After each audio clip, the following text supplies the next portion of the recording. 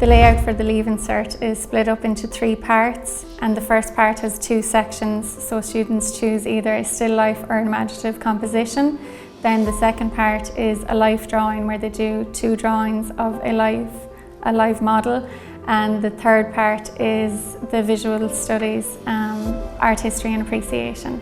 I picked art because I really like doing art and I knew I wanted to do it for Leaving Cert, and I definitely seen it in my future. I love the different techniques that we use, and I love how broad of a range it is that we do compared to Junior Cert.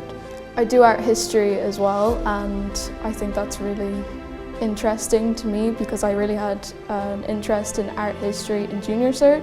It was just never a thing up until Leaving Cert, and that was definitely something that made me want to pick art for Leaving Cert.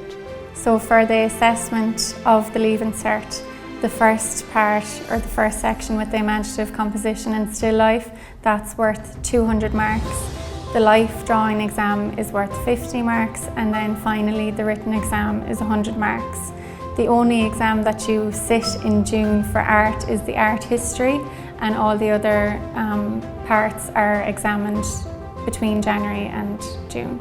Teaching is obviously one of the biggest parts of any subject, but when it comes to art, with my teacher anyway, she teaches a lot of broad subjects, and she explains it very well, and she explains how to do things very well, and it definitely gets you thinking. Like, you could be thinking all week, oh, Miss Dunn said this, I really need to, focus my mind on this one subject, and by the time you get to the next class, you know what you're doing with like development sheets, research sheets for clay.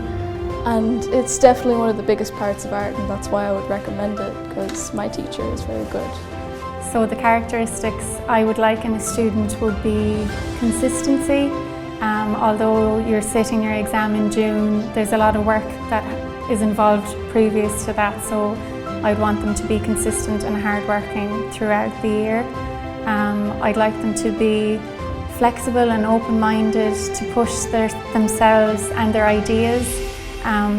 Not to just be given a theme and go with their first idea. You want them to exhaust all ideas and really push themselves and push the limits and boundaries of a certain theme.